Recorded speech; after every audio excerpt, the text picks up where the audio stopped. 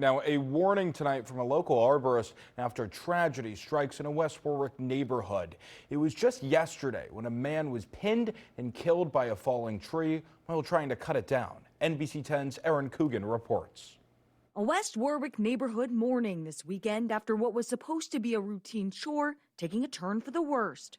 This was the scene on Clyde Street Friday night. Police and fire crews lining the block after officers received calls of a man pinned under a massive tree that came crashing down while he was trying to cut it. The man didn't survive the accident. Dustin Wagoner is an arborist with Osborn Tree Service. He says this type of accident is one he fears himself, even with years of experience. You know, we tell customers all the time, there's no more thing that's dangerous that somebody can do on your property than cutting a tree down. Now, Clyde Street neighbors tell NBC 10 that victim was neither the homeowner nor a contracted arborist, but rather, from their understanding, a friend just trying to help out another friend. This is something, it's an extremely dangerous game, and I have no problem saying that, you know, certified arborists in this game should be on every job site. West Warwick fire crews say they used high-pressure pneumatic bags to lift the tree enough off the ground to remove the trapped man.